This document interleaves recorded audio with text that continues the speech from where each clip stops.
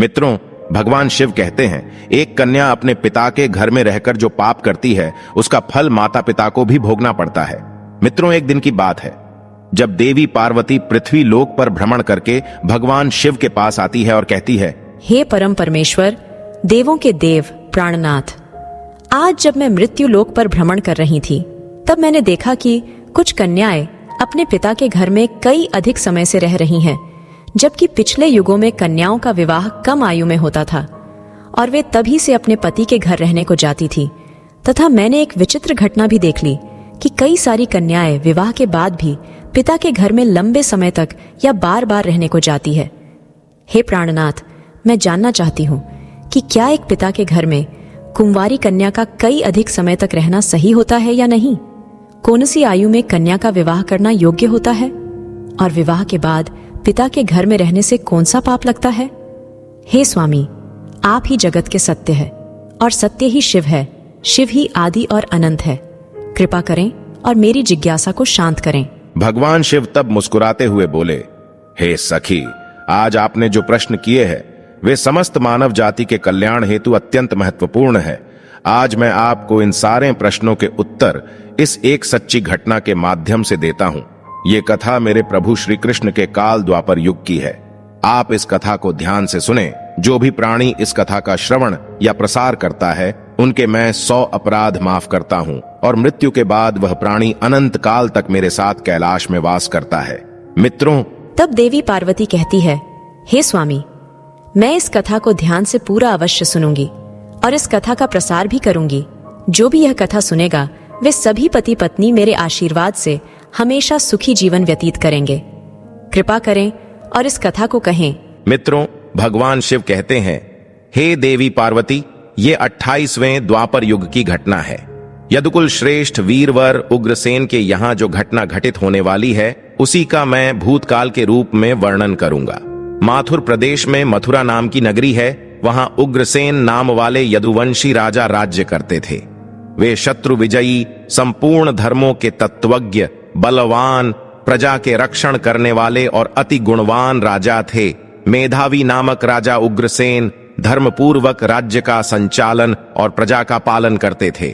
उन्हीं दिनों परम पवित्र विदर्भ देश में सत्यकेतु नाम से प्रसिद्ध एक महापराक्रमी राजा थे। उनकी एक पुत्री थी जिसका नाम पद्मावती था। वह सत्य धर्म का आचरण करने वाली, अति सुंदर, गुणवान और चरित्रवान होने के कारण दूसरी लक्ष्मी के समान थी। मथुरा के राजा उग्रसेन ने उस सुंदर नेत्रों वाली पद्मावती से विवाह किया। उसके स्नेह और प्रेम से मथुरा नरेश मुग्ध हो गए। पद्मावती को वे अपने प्राणों के समान प्यार करने लगे। उसे साथ लिए बिना भोजन तक नहीं करते थे। उसके साथ क्रीड़ा विलास में ही राजा का समय बीतने लगा। मित्रों, भगवान शिव कहते हैं, हे देवी पार्वती, पद्मावती के बिना उन्हें एक क्षण भी चैन नहीं पड़ता था। इस प्रकार से आने वाले प्रतिदिन उन दोनों पति पत्नी में प्रेम बढ़ने लगा। फिर कुछ समय के बाद विदर्भ नरेश सत्यकेतु ने अपनी पुत्री पद्मावती को याद किया और उसकी मां भी उसे न देखने के कारण बहुत दुखी थी। फिर एक दिन उन्होंने अपनी बेटी के हाल चाल जानने हेतु मथुरा नरेश उग्रसेन के पास अपने दूत भेजे। मित्रों, भगवान शिव कहते हैं, हे देवी पार्वती, दूतों ने वहां जाकर आदर पूर्वक राजा से कहा, महाराज, विदर्भ नरेश सत्यकेतु ने अपनी कन्या और इस राज्य की महारानी के कुशल समाचार जानने हेतु हमें यहां भेजा है। आपको हमारा सादर प्रणाम। अगर उनका प्रेम और स्नेहपूर्ण अनुरोध आपको स्वीकार हो तो राजकुमारी पद्मावती जी को उनके यहां भेजने की व्यवस्था कीजिए। वे अपनी पुत्री को देखना चाहते हैं। मित्रों, भगवान शिव कहते हैं, हे देवी पार्वती, राजा उग्रसेन ने जब दूतों के मुंह से यह बात सुनी तो वे भी प्रसन्न हो गए, क्योंकि वे भी चाहते थे रानी पद्मावती को आराम करने हेतु उनके पिता के यहां जाना चाहिए। तब उन्होंने स्नेह और उदारता के कारण अपनी प्रिय पत्नी पद्मावती को विदर्भ राज के यहां भेज दिया। पति के भेजने पर पद्मावती बड़ी खुशी के साथ अपने मायके आ गई। वहां पहुंचकर उसने पिता के चरणों में प्रणाम किया। उसके आने से महाराज सत्यकेतु को भी बड़ी प्रसन्नता हुई। मित्रों, भगवान शिव कहते हैं, हे देवी पार्वती, पद्मावती वहां अपनी सखियों के साथ मन से मुग्ध होकर घूमने लगी। पहले की ही भांति घर, वन, तालाब और राज्य में विहार करने लगी। क्योंकि वे विवाह के बाद पहली बार अपने पिता के यहाँ आई थीं, यहाँ आकर वह फिर से बालिका बन गई। फिर कुछ दिन बीतने के बाद वह भूल गई कि उनका विवाह हो चुका है। उनके बर्ताव में अब लज्जा या संकोच का भाव नहीं रहा। मित्रों, भगवान शिव कहते हैं, हे देवी पार्वती, एक दिन की बात है, रानी पद्मावती अपनी सखियों के साथ एक सुंदर पर्वत पर सैर करने के लिए गई। वहां एक रमणीय वन दिखाई दिया जो केलों के उद्यान से शोभा पा रहा था। उस पहाड़ पर भी फूलों की बहार थी। तब उस राजकुमारी ने देखा कि एक ओर ऐसा रमणीय पर्वत, दूसरी ओर सुंदर वन और बीच में स्वच्छ जल से भरा सर्वतोभद्र नामक तालाब है। एक छोटी बालिका की तरह वह उसकी सभी सखियों के साथ खेलने लगी। वे सभी इस संसार को भूल खेल कूद में मन से मग्न होकर पूरी तरह से डूब गई। फिर वे तालाब में उतर गईं और हंसती गाती हुई जल क्रीड़ा करने लगी। मित्रों, भगवान शिव कहते हैं, हे देवी पार्वती, उसी समय कुबेर का सेवक गोभिल नाम का एक दैत्य दिव्य विमान पर बैठकर आकाश मार्ग से कहीं जा रहा था। तालाब के ऊपर आने पर उसकी दृष्टि मनमोहक सुंदर विदर्भ की राजकुमारी पद्मावती पर पड़ी, जो निर्भय होकर स्नान कर रही थी। गोभिल के पास दैवीय शक्ति होने के कारण उसने निश्चित रूप से जान लिया कि यह विदर्भ नरेश की कन्या और महाराज उग्रसेन की प्यारी पत्नी है। तब वह मन ही मन कहने लगा, यह तो पतिव्रता होने के कारण आत्मबल से ही सुरक्षित है। किसी भी पर पुरुषों के लिए इसे प्राप्त करना अत्यंत कठिन है। उग्रसेन अत्यंत महामूर्ख है जो उसने ऐसी सुंदरी पत्नी को मायके भेज दिया है। यह पतिव्रता नारी पराय पुरुष के लिए दुर्लभ है और इधर कामदेव मुझे अत्यंत पीड़ा दे रहा है। मैं किस प्रकार इसके निकट जाऊं और कैसे इसका उपभोग करूं? मित्रों, भगवान शिव कहते हैं, हे देवी पार्वती, उसकी सुंदरता पर मोहित दानव गहरी सोच में पड़ गया और फिर उसने अपने लिए एक उपाय निकाल लिया। मित्रों, गोभिल ने महाराज उग्रसेन का मायामय रूप धारण किया। वही अंग, वही उपांग, वैसे ही वस्त्र, उसी तरह का वेश और वही अवस्था। पूर्ण रूप से उग्रसेन सा होकर वह पर्वत के शिखर पर उतरा और एक अशोक वृक्ष की छाया में शिला के ऊपर बैठकर उसने मधुर स्वर से संगीत सुरों को छेड़ दिया। वह गीत संपूर्ण विश्व को मोहित करने वाला था। ताल, लय और उत्तम स्वर से युक्त उस मधुर गीत को सखियों के मध्य में बैठी हुई सुंदरी पद्मावती ने भी सुना। वह सोचने लगी, ऐसा मनमोहक कौन गायक यह गीत गा रहा है? राजकुमारी के मन में उसे देखने की तीव्र इच्छा हुई। उसने सखियों के साथ जाकर देखा कि अशोक की छाया में सुंदर प्रतापी बैठा हुआ कोई पुरुष गा रहा है। वह महाराज उग्रसेन के जैसा दिखाई पड़ता है। मित्रों, भगवान शिव कहते हैं, हे देवी पार्वती, वास्तव में तो वह राजा के वेश में नीच दानव गोभिल ही था। पद्मावती विचार करने लगी कि मेरे धर्मपरायण स्वामी मथुरानरेश अपना राज्य छोड़कर इतनी दूर कब और कैसे चले आए। वह इस प्रकार सोच ही रही थी कि उस पापी ने स्वयं ही पुकारा, हे प्रिय, आओ आओ देवी, तुम्हारे बिना मैं नहीं जी सकता। सुंदरी, तुमसे अलग रहकर मेरे लिए इस प्रिय जीवन को व्यतीत करना भी असंभव हो गया है। तुम्हारे स्नेह ने मुझे मोह लिया है, अतः मैं तुम्हें छोड़कर कहीं भी नहीं रह सकता। अपने पति रूपधारी दैत्य के ऐसा कहने पर पद्मावती थोड़ी सी लज्जित होकर उसके सामने गई। वह पद्मावती का हाथ पकड़कर उसे एकांत स्थान में ले गया और वहां अपनी इच्छा के अनुसार उसका उपभोग किया। मित्रों, भगवान शिव कहते हैं, हे देवी पार्वती, महाराज उग्रसेन के गुप्त अंग में कुछ खास निशानी थी जो उस पुरुष में नहीं दिखाई दी। इससे पद्मावती के मन में उसके प्रति संदेह उत्पन्न हुआ। राजकुमारी ने अपने वस्त्र संभाल कर पहन लिए, किंतु उसके हृदय में इस घटना से बड़ा ही दुख हुआ। वह क्रोध में भरकर नीच दानव गोभिल से बोली, ओ नीच, जल्दी बता, तू कौन है? तेरा आकार दानव जैसा है, तू पापाचारी और निर्दयी है। ये कहते कहते आत्मग्लानि के कारण उसकी आंखें भर आईं। वह शाप देने को उद्यत होकर बोली, हे दुरात्मन, तूने मेरे पति के रूप में आकर मेरे साथ छल किया और इस धर्ममय शरीर को अपवित्र करके मेरे उत्तम पातिव्रत्य का नाश कर डाला है। अब यहीं तू मेरा भी प्रभाव देख ले, मैं तुझे अत्यंत कठोर शाप दूंगी। उसकी बात सुनकर गोभिल ने कहा, हे पतिव्रता नारी, भगवान श्री विष्णु तथा उत्तम ब्राह्मण के भय से तो समस्त राक्षस और दानव दूर भागते हैं। मैं दानव धर्म के अनुसार ही इस पृथ्वी पर विचर रहा हूँ। पहले मेरे दोष का विचार करो, किस अपराध पर तुम मुझे शाप देना चाहती हो? तब पद्मावती बोली, हे पापी, मैं साध्वी और पतिव्रता हूँ। मेरे मन में केवल अपने पति की कामना रहती है। मैं सदा उन्हीं के लिए तपस्या किया करती हूँ। मैं अपने धर्म मार्ग पर स्थित थी, किंतु तूने माया रचकर मेरे धर्म के साथ ही मुझे भी नष्ट कर दिया।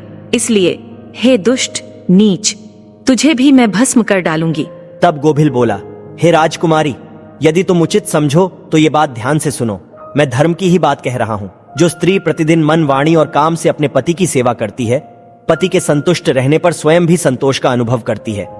पति क्रोधी होने पर भी उसे कभी नहीं छोड़ती, उसके दोषों और गुनाहों की ओर ध्यान नहीं देती, उसके मारने पर या भी प्रसन्न होती है और पति के सभी कामों में आगे रहती है, वही नारी पतिव्रता कही गई है। यदि स्त्री इस लोक में अपना कल्याण करना चाहती हो तो वह पतित, रोगी, अंगहीन, कोढ़ी, सब धर्मों से रहित तथा पापी पति का भी परित्याग न करे। जो पति को छोड़कर जाती और दूसरे कामों में मन लगाती है, वह संसार में सब धर्मों से बहिष्कृत व्यभिचारिणी समझी जाती है। जो पति की अनुपस्थिति में लालच में तरह तरह के व्यंजनों का स्वाद लेती हो तथा श्रृंगार करती है, उसे मनुष्य कुलटा कहते हैं। मित्रों, भगवान शिव कहते हैं, हे देवी पार्वती। गोभील आगे कहता है, मुझे वेद और शास्त्रों द्वारा और मेरे गुरु के द्वारा प्राप्त धर्म का ज्ञान है। गृहस्थ धर्म का परित्याग करके पति की सेवा छोड़कर यहाँ किस लिए आई हो तुम? इतना होने के बावजूद भी अपने ही मुंह से कहती हो मैं पतिव्रता हूं। कर्म से तो तुम्हें पातिव्रत्य का छोटा सा अंश भी नहीं दिखाई देता। तुम डर भय छोड़कर पर्वत और वन में मतवाली होकर घूमती फिरती हो, इसलिए पापिनी हो। मैंने यह महान दंड देकर तुम्हें सीधी राह पर लगाया है। अब कभी तुमसे ऐसी धृष्टता नहीं हो सकती।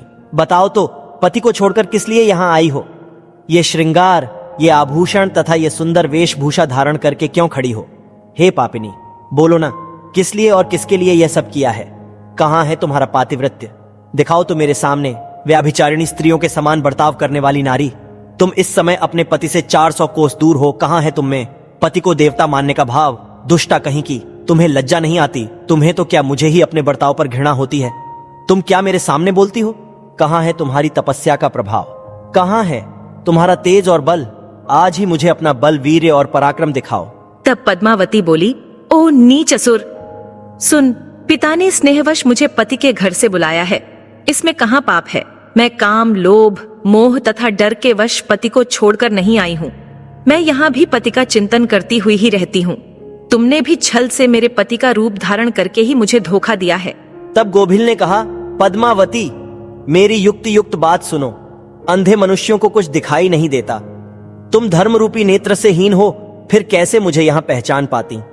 तुम्हें झांत था कि तुम्हारे पति इतनी दूर कभी नहीं आ सकते थे, फिर भी तुमने मेरे साथ संबंध बनाए।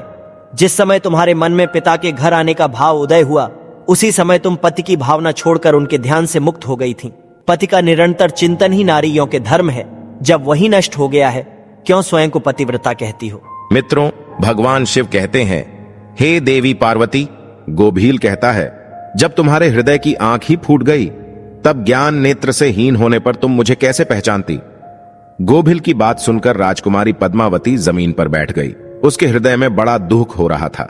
गोभिल ने फिर कहा, हे शुभे, मैंने तुम्हारे उदर में जो अपने वीर्य की स्थापना की है, उससे तीनों लोगों को त्रास पहुंचाने वाला पुत्र उत्पन्न होगा। मित्रों, भगवान शिव कहते हैं, हे देवी पार्वती। ऐसा कहकर वह दानव वहां से चला गया। गोभिल एक ज्ञानी दावन तो था, किंतु वह बड़ा ही दुराचारी और पापात्मा था। उसके चले जाने पर पद्मावती अत्यंत दुखी होकर रोने लगी। रोने की आवाज सुनकर सखियां उसके पास दौड़ी आईं और पूछने लगीं, राजकुमारी, आप रोती क्यों हो? मथुरा नरेश महाराज उग्रसेन कहां चले गए? पद्मावती ने अत्यंत दुख से रोते रोते अपने छल्ले जाने की सारी बात बता दी। फिर सभी सहेलियां उसे पिता के घर ले गईं। उस समय वह शोक से कतराती हुई थर थर कांप रही थी। सखियों ने पद्मावती की माता के सामने सारी घटना सुना दी। उसे सुनते ही महारानी अपने पति के महल में गईं और उनसे कन्या का सारा वृत्तांत उन्होंने कह सुनाया। उसे सुनकर महाराज सत्यकेतु को भी बड़ा दुख हुआ। उन्होंने सवारी और वस्त्र आदि देकर कुछ लोगों के साथ पुत्री को वापस मथुरा में उसके पति के घर भेज दिया। धर्मात्मा राजा उग्रसेन पद्मावती को आई देख बहुत प्रसन्न हुए। वे रानी से बार बार कहने लगे, हे प्रिय, मैं तुम्हारे बिना जीवन व्यतीत नहीं कर सकता था। अच्छा हुआ तुम शीघ्र ही लौट आई। हे पद्मा, तुम अपने गुण, शील, भक्ति, सत्य और पातिव्रत्य आदि सद्गुणों से मुझे अत्यंत प्रिय लगती हो। अपनी प्रिय पत्नी पद्मावती से ऐसा कहकर महाराज उग्रसेन उसके साथ विहार करने लगे। सब लोगों को भय पहुंचाने वाला उसका भयंकर गर्भ दिन दिन बढ़ने लगा, किंतु उस गर्भ का कारण केवल पद्मावती ही जानती थी। अपने उदर में बढ़ते हुए उस गर्भ के विषय में पद्मावती को दिन रात चिंता बनी रहती थी। 10 वर्ष तक वह गर्भ बढ़ता ही गया। तत्पश्चात उसका जन्म हुआ। मित्रों, भगवान शिव कहते हैं, हे देवी पार्वती, वहीं अति तेजस्वी, महाबली, दुराचारी, प्रजा को कष्ट देने वाला कंस था, जिसके भय से तीनों लोकों के निवासी थर्रा उठे थे। उसके बाद भगवान श्री कृष्ण के हाथ से मारा जाकर मोक्ष को प्राप्त हुआ। मित्रों, तब देवी पार्वती कहती है, स्वामी, ऐसी घटनाएं भविष्य में संघटित होने वाली है, यह मैंने भी सुन रखा है। हे देवी, मैंने आपसे जो कुछ कहा है वह समस्त पुराणों का निश्चित मत है। इस प्रकार पिता के घर में रहने वाली कन्या बिगड़ जाती है। अतः पिता को कन्या को घर में रखने का मोह नहीं करना चाहिए। भगवान शिव कहते हैं, हे देवी, अब मैं आपको एक कुंवारी कन्या के विषय में कुछ महत्वपूर्ण बातें बताता हूं, आप इस भी ध्यान से सुनो। जब कोई भी कन्या सयानी हो जाती है तो वह विवाह के योग्य बन जाती है तथा माता पिता को योग्य वर का चुनाव कर उसका विवाह करना चाहिए। उसे कभी भी लंबे समय तक घर में नहीं रखना चाहिए। पति के ही घर में उसका पालन पोषण होना उचित है। वहां रहकर वह भक्तिपूर्वक जो उत्तम गुण सीखती और पति की सेवा करती है, उससे कुल की कीर्ति बढ़ती है और पिता भी सुखपूर्वक जीवन व्यतीत करता है। ससुराल में रहकर यदि वह पाप करती है तो उसका फल पति को भोगना पड़ता है। वहां सदाचार पूर्वक रहने से वह सदा पुत्र पौत्रों के साथ वृद्धि को प्राप्त होती है। कन्या के उत्तम गुणों से पिता की कीर्ति बढ़ती है और दोनों कुलों के पितृगण संतुष्ट होकर आशीर्वाद देते हैं, हे देवी, दामाद के साथ भी कन्या को अपने घर नहीं रखना चाहिए। ऐसा करने से उस पुरुष के मान सम्मान में समय के साथ साथ कमी हो जाती है और उसे भी पाप लगता है। जब कन्या विवाह योग्य बन जाए तो पराये लोग उस पर बुरी नजर डालना शुरू करते हैं। ऐसे में कहीं वह भी किसी पराये पुरुष के साथ प्रेम संबंध बनाए, उसके पहले की विवाह करना उचित होता है। एक जवान कन्या पिता के घर में रखना मतलब खजाने भरा घड़ा चोरों के बीच रखने समान होता है तथा उस स्त्री का गहना और पिता का सम्मान उस कन्या की इज्जत होती है, जिसे हमेशा संभाल कर रखना चाहिए। किसी भी स्त्री को कभी भी पति से दूर नहीं रहना चाहिए। ज्यादा समय तक मायके में रहना भी पाप समान है। एक पतिव्रता नारी स्थान सदैव उनके पति का चरणों में होना चाहिए तथा पति के लिए पत्नी का स्थान हृदय में होना चाहिए। मित्रों, भगवान शिव कहते हैं, हे देवी पार्वती, अब मैंने आपके सारे प्रश्नों के उत्तर दिया है। तब मां पार्वती कहती हैं, हे प्रभु, आज मैं धन्य हो गई हूं। तो मित्रों, आशा करते हैं आपको ये कथा अवश्य ही पसंद आई होगी। वीडियो को लाइक करें और कमेंट में सच्ची श्रद्धा से जय महाकाल अवश्य लिखें। साथ ही चैनल को सब्सक्राइब करना ना भूलिए। आप सभी का धन्यवाद।